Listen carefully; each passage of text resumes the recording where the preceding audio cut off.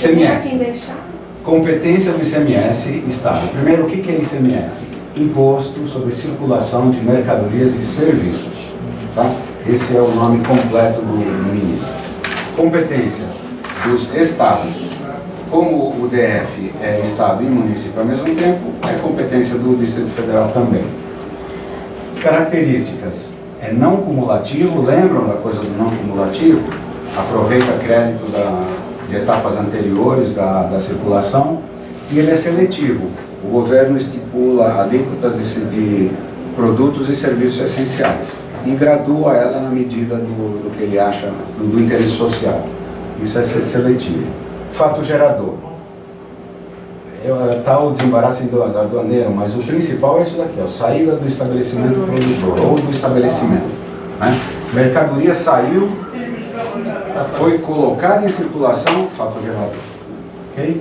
Desembaraço. Sim. Ou quando emite a nota? Não. A emissão da nota é uma obrigação acessória. Você é obrigado. Não, o fato gerador é a saída da mercadoria do estabelecimento. Agora, saindo a mercadoria, é obrigatória a emissão de nota fiscal. Então, nós temos isso, nós temos o desembaraço aduaneiro, né? O produto importado também tem incidência de ICMS. Tá? Então, no desembaraço aduaneiro e numa arrematação de bens na asta pública. Tá? Incide ICMS também. Base de cálculo.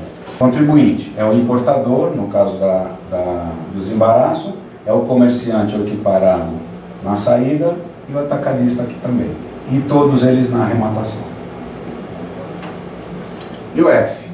IOF é aquela quarta espécie que é regulatória, né? Regulatória da economia. Então o governo pode alterar, alíquota independente da anterioridade. Né? Então é competência da União. Ele é regulatório da economia, não está sujeito à anterioridade. Lembram da anterioridade? Né? Que só pode, editou a lei de aumento ou redução de imposto, ela passa a valer no primeiro dia do exercício seguinte. Né? São operações financeiras. Os empréstimos são operações financeiras, esse de IOF. Quando a gente contrata um empréstimo no banco, tem o IOF, né? tem um imposto lá embutido na operação. ISS, vamos passar agora rapidinho, depois a gente volta a falar dele com mais calma. ISS, competência do município. Nós estamos em Brasília, a competência é mista Estado-município, então o ISS é competência do DF também. Fato gerador, prestação de serviços constantes da Lei Complementar 11603. 11603, gravem esse número, é um número importante aí de lei, é a lei que regula o ISS no território nacional. Tá? Os municípios têm que legislar, a competência do ISS é municipal, mas a lei federal, essa lei 116, ela regula o que os municípios podem fazer. Tá? Então, nós temos lá uma lei complementar. Nessa lei complementar nós temos uma lista de 50 itens de serviços sobre os quais se incide o ISS. Né? Esses serviços têm que ser prestados por empresa ou profissional autônomo, com ou sem estabelecimento fixo. Tá? Então, o serviço prestado por um funcionário, por um CLT, ele tem incidência de ISS? Não tem. Né? É só profissional autônomo. Né? O empregado, o funcionário, ele presta serviço também, mas não está no fato gerador do ISS. A base de cálculo é o valor do serviço prestado. Então lá a nossa produção de evento tem a nota fiscal lá, né? O preço cobrado é esse valor aqui que é a base de cálculo. O contribuinte é o prestador de serviço. E agora o IR. Tudo bem. IR. Agora a gente vai falar com detalhes sobre o imposto de renda. Tá? Então, inicialmente, o imposto de renda incide sobre o ingresso de renda no patrimônio do contribuinte. Tá? É o aumento do patrimônio pelo ingresso de renda. É o aumento do patrimônio. Quais são os regimes de tributação? Ou seja, Quais são as formas que o governo pode impor para que seja cobrado o imposto? Nós temos aqui o lucro presumido, ele está no artigo 516 do regulamento. O RIR é o regulamento do imposto de renda. Nós temos o lucro arbitrado, que está aqui no artigo 529 do RIR, e temos o lucro real, está no artigo 246 do RIR. Temos o Simples Nacional, no artigo 185 do RIR, então a forma como se paga o imposto de renda, as pequenas e médias empresas pagam o imposto de renda, está aqui, está definida aqui no artigo 185. Agora, acontece com a gente até que bastante, tem as cooperativas, tem as instituições isentas e tem as instituições imunes, né? As instituições imunes, elas não pagam imposto de renda. Por que não pagam imposto de renda? Elas estão previstas também, né? São imunes, mas onde é que está prevista essa imunidade? Onde é que tem que estar previsto aqui a imunidade? Se é imunidade, tem que estar previsto No RIR.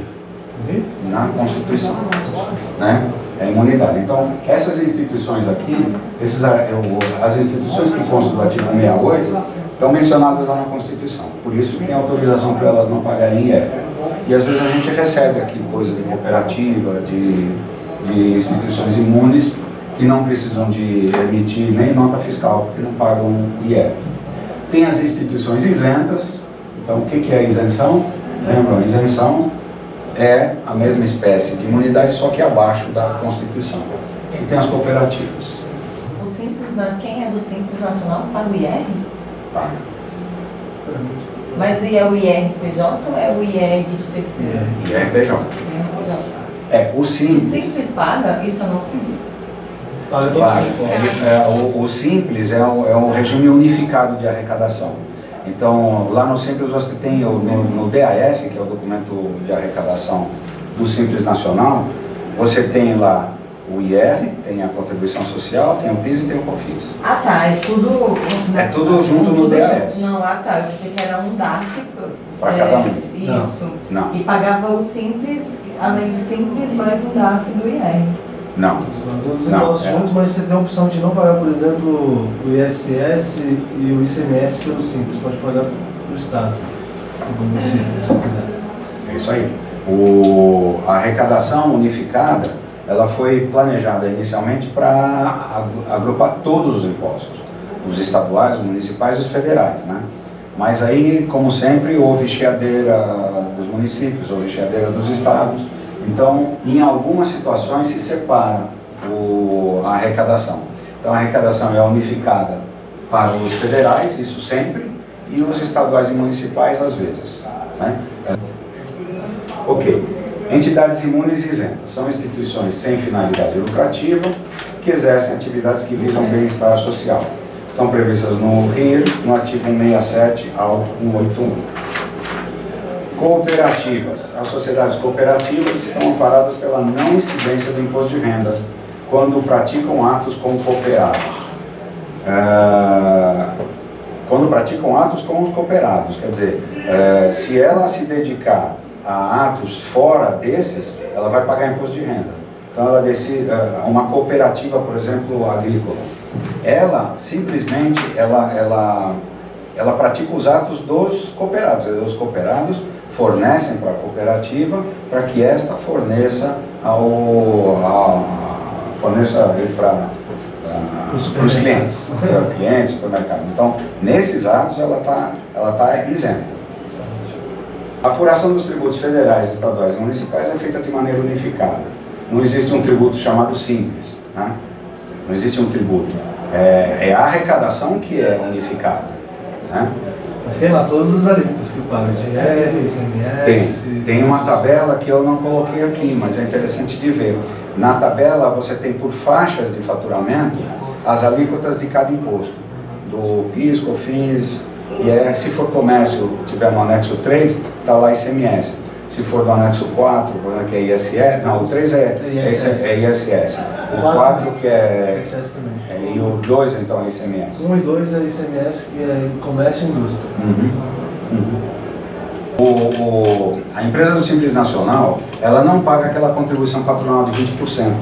Então isso representa uma carga uma diminuição da carga tributária altíssima, né? 20% sobre a folha de economia. Terceiros também, E de 5,8. terceiros também, o 5,8 do FAT, do Sistema S, FAT. Lucro presumido. É uma forma de apuração simplificada, em que você aplica um percentual de redução do faturamento. Então, se a empresa faturou, digamos, 1 milhão, né, você reduz esse faturamento, essa base de cálculo, para 32%, no caso de serviços, né, porque nós temos outras reduções para outras atividades. No caso de combustível, por exemplo, é 8%. Combustível é 1,6. Combustível é 1,6. Comércio é 8. Então, digamos que você faturou 1 milhão aqui. E seja serviços a atividade da empresa. Para serviços, a redução da base de cálculo é 32%. Então você aplica 32% em cima de 1 milhão. 320 mil reais. Em cima de 320 mil reais, em cima de 320 mil reais é que se calcula o IR. Se aplica a alíquota de 15%. Então a Receita diz assim: você não precisa me apresentar documento nenhum, eu só quero saber quanto você fatura.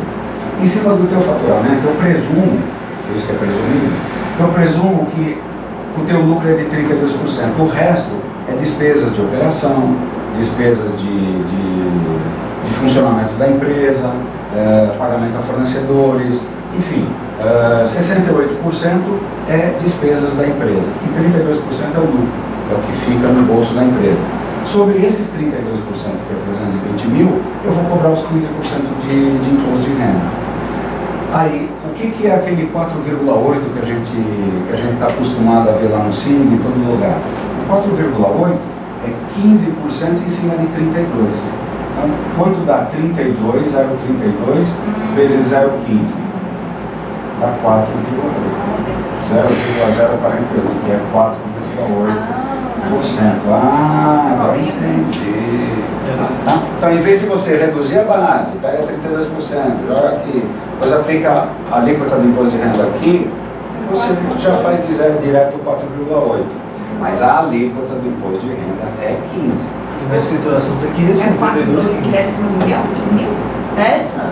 4,8 em cima de 1 milhão? É. 220. Hã? Não.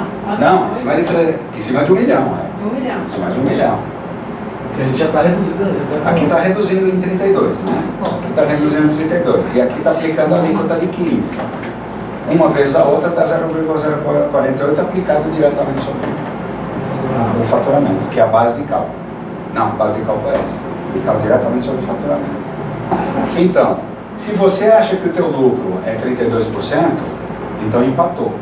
A aposta da receita está mais ou menos. Agora, se o teu lucro é maior, você está ganhando, né? Você está pagando menos imposto.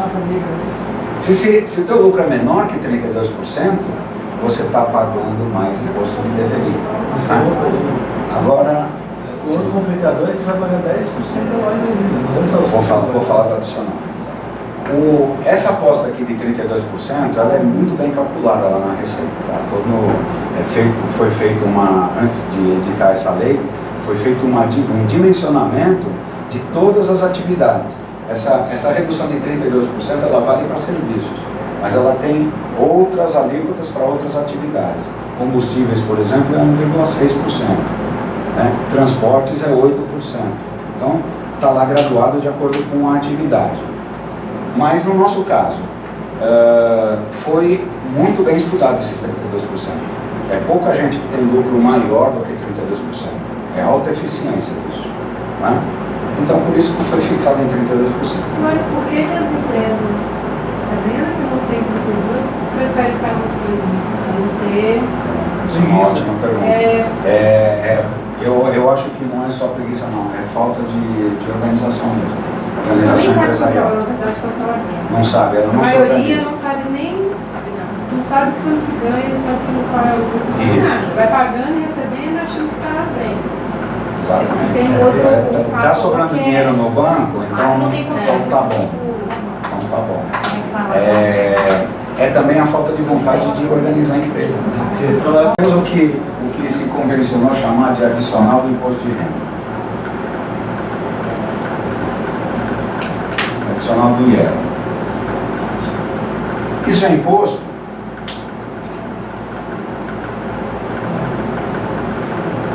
É a mesma base de cálculo do IR? É a mesma base de cálculo do IR. Então não deveria ser cobrado. Esse adicional aí foi uma aberração. Passou lá no STF, passou em todo lugar. Não está no sistema tributário nacional. Não existe um imposto chamado adicional do imposto de renda, que é um adicional em cima do imposto de renda. Então é cobrado lá porque o STF achou que tinha que tudo bem, que não tinha inconsistência nenhuma. Mas a meu ver tem muito. Mas isso aqui já tem mais de 15 anos, não, mais de 20 anos, esse adicional. Como é que ele é cobrado?